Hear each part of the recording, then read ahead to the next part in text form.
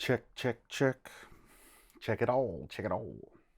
I have to admit, I feel like I'm running just a little bit behind this week. And I want to know, do you ever have some of those days when you feel like you just can't get everything done? Like you have to take the trash cans out to the alley, you got all this laundry you have to fold, and then you have to take the dog to get a haircut. Then just when you think all the work is done and you can finally relax, you remember you need to kidnap a shape-shifting kid and feed him to your mom so she can walk again. I mean, we've all had days like that, right?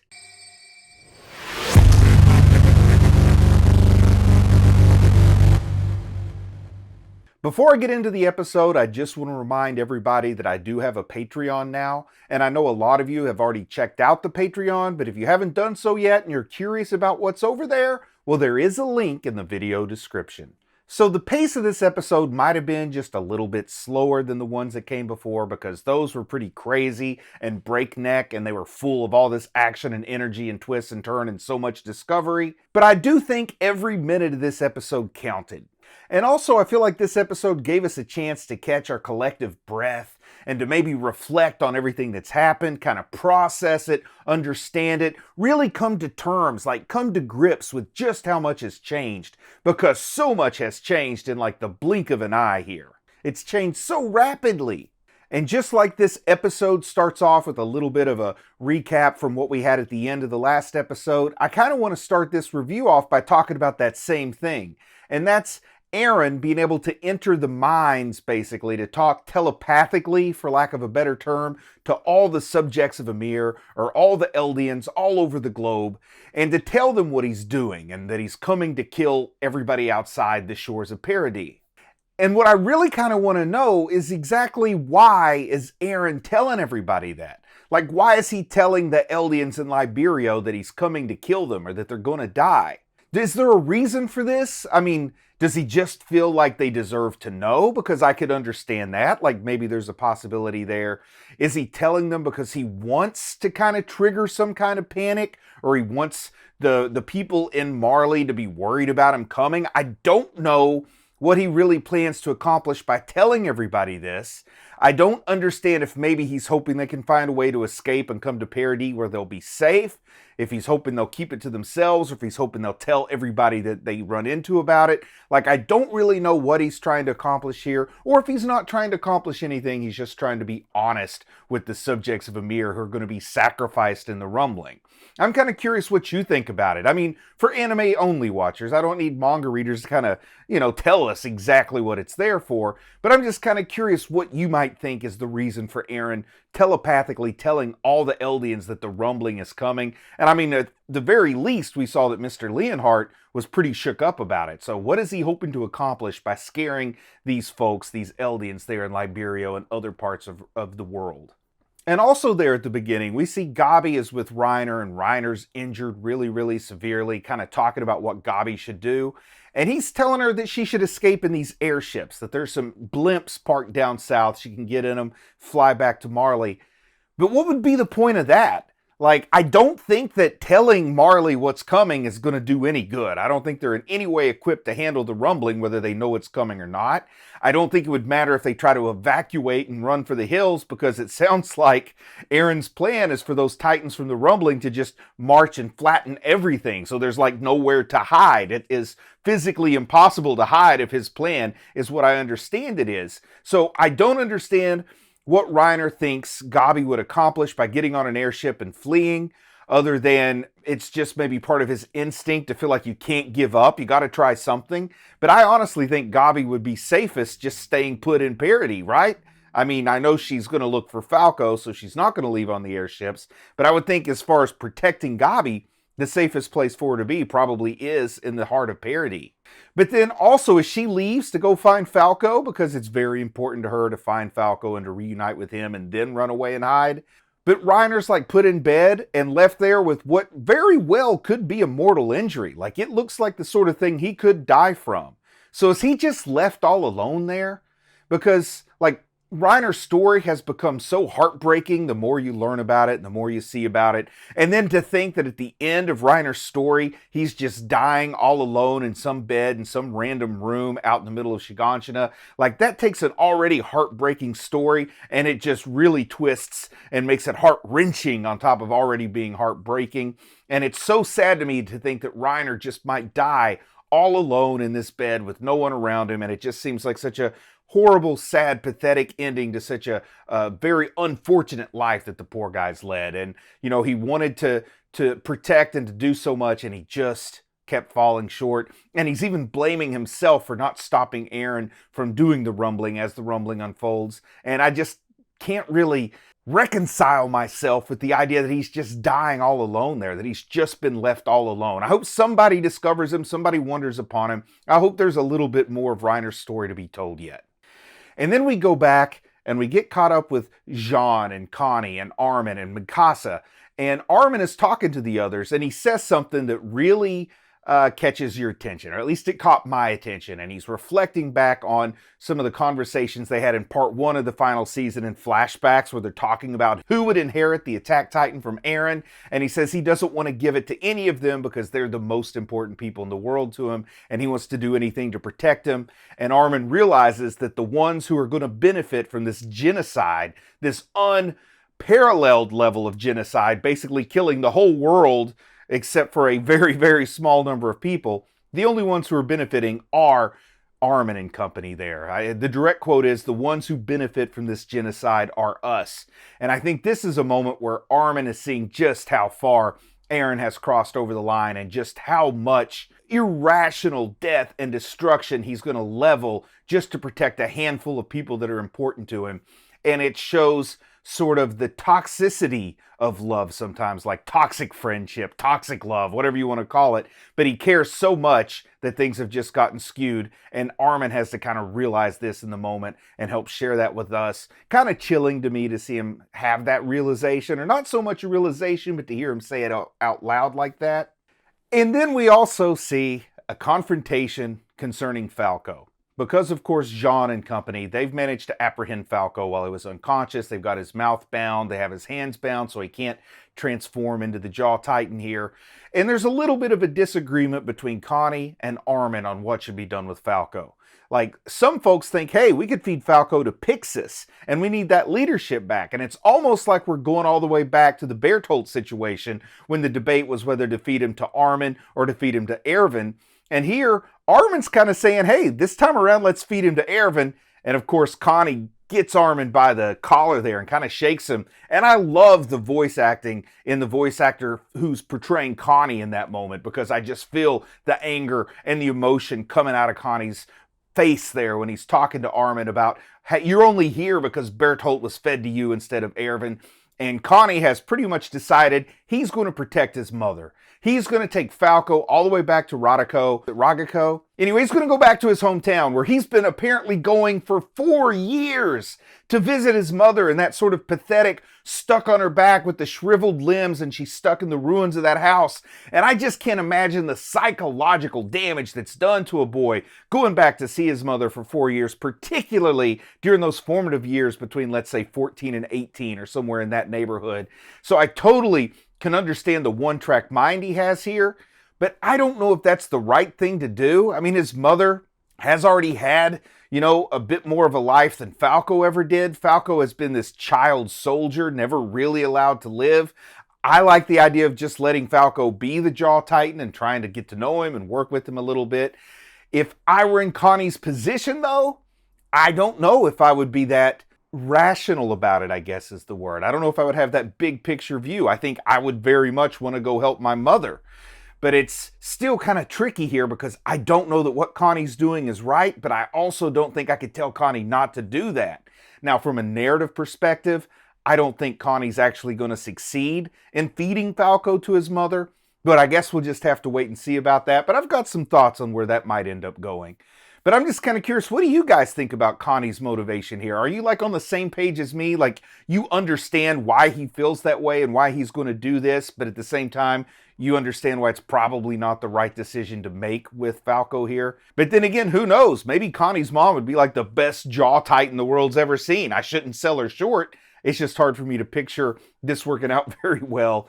And it's one of those overly emotional decisions, much like it was probably overly emotional when I was cheering for Armin to eat Bertolt and to become the Colossal Titan in that moment. Well, now Connie is doing sort of the same thing I was doing back then, and I'm judging him harshly for it when I was defending my own emotions pretty staunchly at the time. So this show really has a way of making you look at yourself, and while you're looking in the mirror, you have to say shame on you to yourself sometimes, because these things keep coming up, and it's interesting how it can kind of provoke these thoughts and these debates, and how you can tell somebody they're wrong, but you understand while they're also right in the same breath.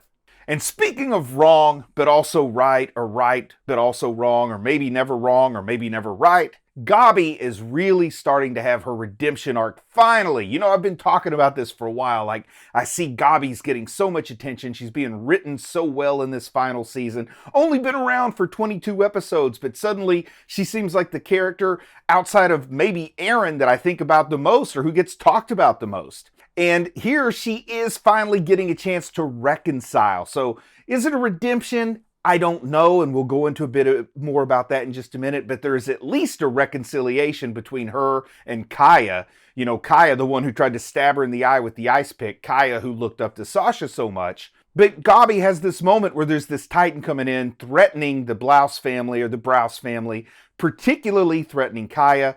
She takes that big anti-Titan rifle, the same one she used to blow Eren's head off. She attacks, kills this Titan in the alleyway, rams it in his mouth, has a really nice, heroic, jump over Kaya and attacking in what I think was an awesome animated action sequence. Something I didn't recognize the first time I watched it on the reaction. I didn't catch it, but on rewatch, along with some people in the comments who pointed it out, that Titan was Niles, the same military police guy who managed to help Pixis in his plan and who is the one that actually turned Falco over to Gabi and Reiner. So it's so heartbreaking and weird, and you see redemption and reconciliation coming at the price where no good deed goes unpunished, kind of a weird way there. And then in the moment where she saves Kaya, and we feel like she is going to have this redemption moment, or at least I do, or I feel like there's going to be this reconciliation moment, there's also a character defining part for Gabi here where she fixes her hair in the mirror. And immediately the first thing I thought about was Eren. That scene when Eren's in his cell talking to Hanji, or before he talks to Hanji,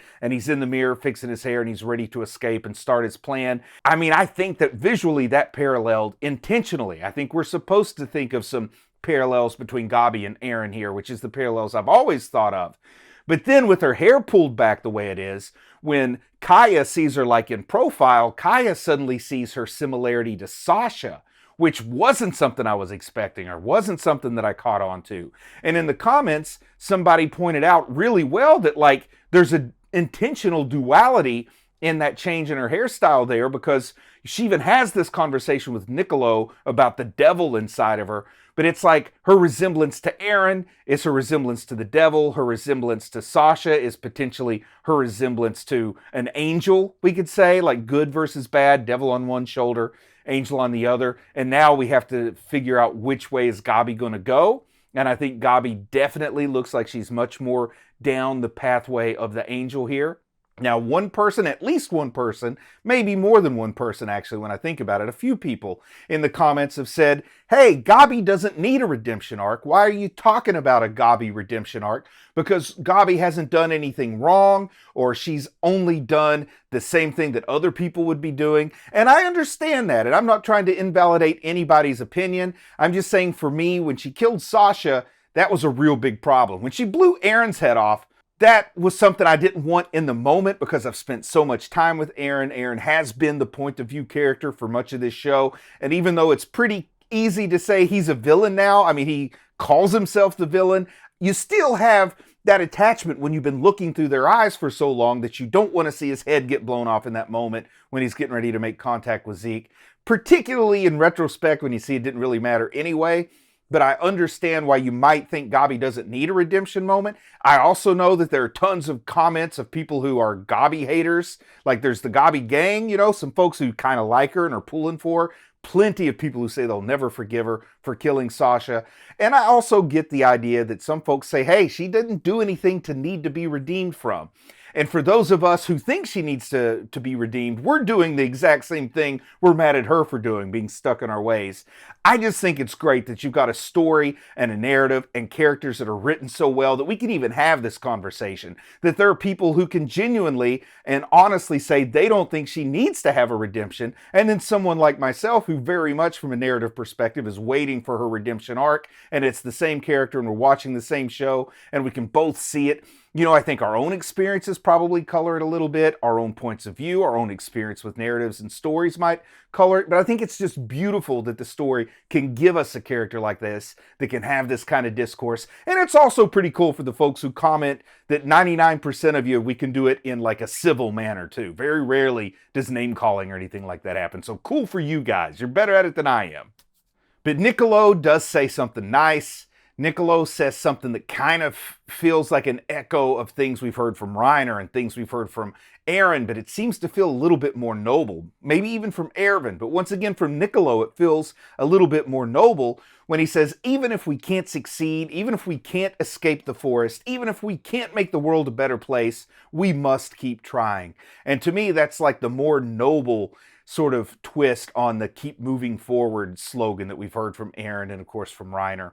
So I do like seeing that from Niccolo. Of course, I like the way that he, not being Eldian, being an ethnic Marleyan, and he's talking to the Eldians here, the subjects of Ymir, and he says, we've all got that devil inside of us. It's not just you, Gabi. You know, right now, maybe the devil is the side you're hearing talk the loudest, but we've all got that devil inside of us. You're not a bad person. You're not a good person. You're just a person like everyone, and we just try to do the best with what we've got. I really like that moment. But I didn't like that moment nearly as much as I loved Shadis. Shadis gets his triumphant return. We've got some cadets that are cowering in this like tower room, this chamber in a tower, and a Titan has broken through to it and it's getting ready to eat this guy. I think his name is Surma. And then, man, we get the spin, we get Shadis. He's still beaten and bruised, possibly from these very same cadets that he's jumping in to save. And it's so wonderful. And he looks like such a butt kicker. And he's up there with that pose with his blades. It just looks great with the sun behind him in profile. And he basically says, hey, did I teach you guys just to stand around and die? Or did I teach you guys to fight Titans? And that's a nice little callback to when they said, hey, with the nature of the world now, why are we even learning to use this mobility gear? Why are we even learning how to fight Titans anymore? Because the fight's not about killing Titans. Well, he says, guess what? It's my time to shine, and now you're going to see why I was teaching you how to fight Titans. And he's a bystander no more. I said that before. I thought he was dead before.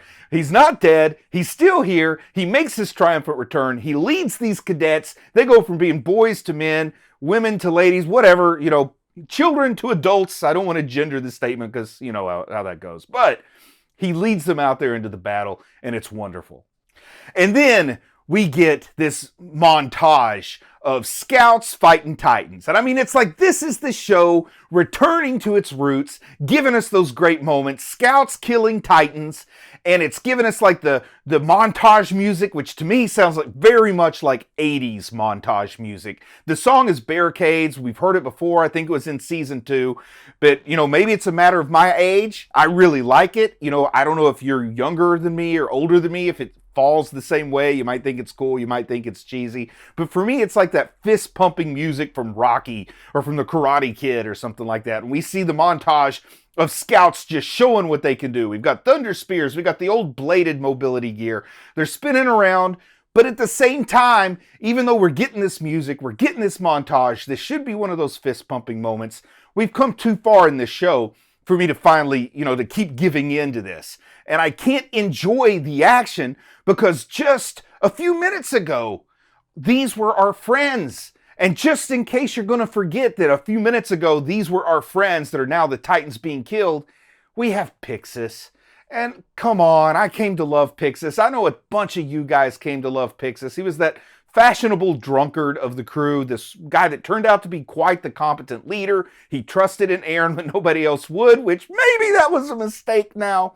But we see Pixis, and Armin is the one who takes him down, and he finds a nice way to frame it, is he's letting Pixis have peace, the same kind of peace that Erwin was finally able to have when Armin ate Bertolt and became the Colossal Titan.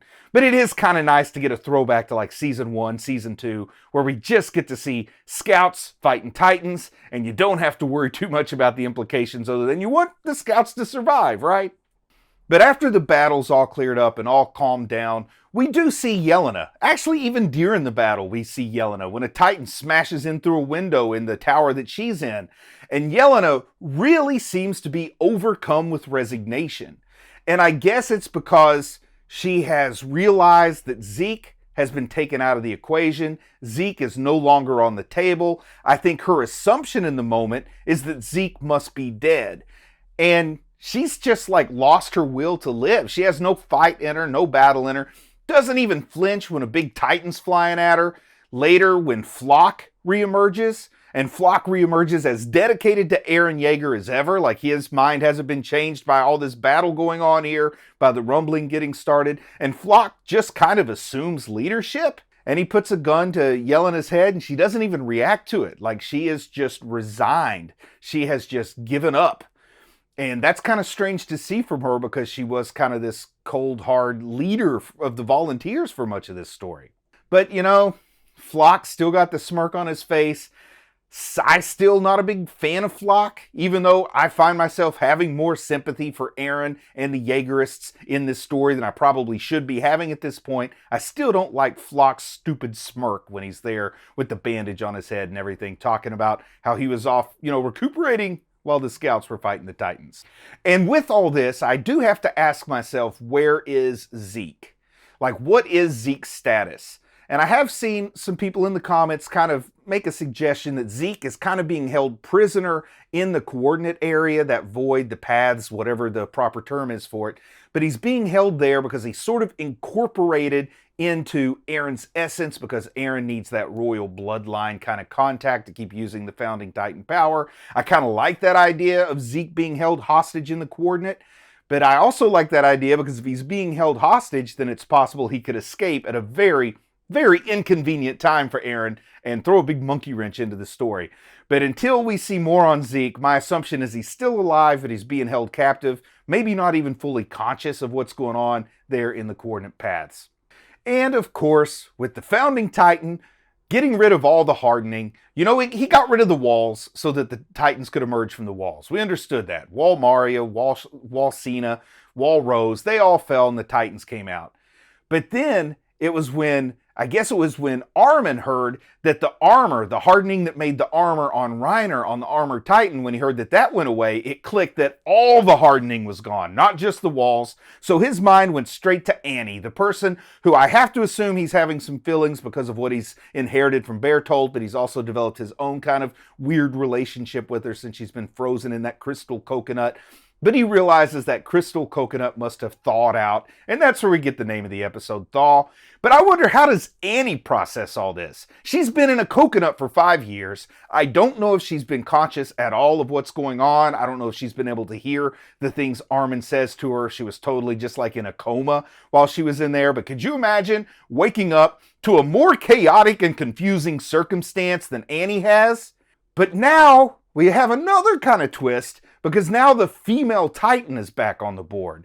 Now, I don't know if the female Titan is going to have an impactful role in the resolution of this story, but it is something else to consider. It's a new element to the story, a new character element. We have the female Titan back.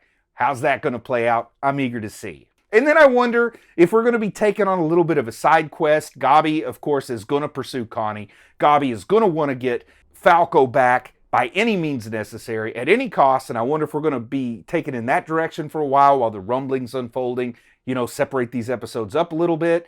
I don't know, but I fully see that happening. I don't know what a confrontation between Connie and Gabi looks like, but I also feel like it won't just be Connie and Gabi. I think they'll each have some folks helping them out too, so we'll just have to see. But in a one-on-one battle, I think Gabi's got Connie beat. I really do. She's got hatred, where he's kind of fighting for desperation for his mom. It'll be a good one. It'll be a barn burner, that's for sure. But something that this episode has kind of helped open my eyes to, and hopefully it's opened up other people's eyes, but whenever you have unparalleled pain and unparalleled loss, you have these things that are indeed horrific, It also allows for like unparalleled displays of empathy and forgiveness, kind of like some of the things that we did see there with Gabi and Kaya, and I think we're going to see more. And it's like, this real world situation where the horrors of war sometimes also show the most kind and benevolent side of humanity too, when they help people. Stories from World War II helping some people survive. I'm sure all wars have stories like that. So this is wonderful that they're kind of showing us that this terrible, horrible stuff going on everywhere is an opportunity for empathy, is an opportunity for forgiveness, and it is an opportunity for fresh starts in a strange, sad, painful, and very costly way.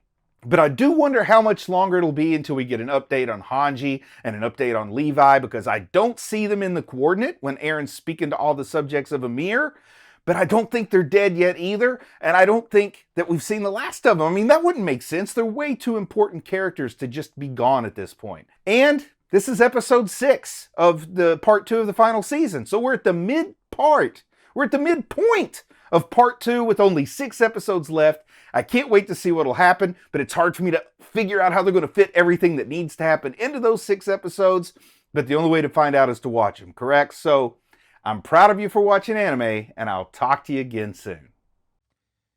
I just want to say a big thank you to everyone who supports the channel on Patreon. It really means a lot to me.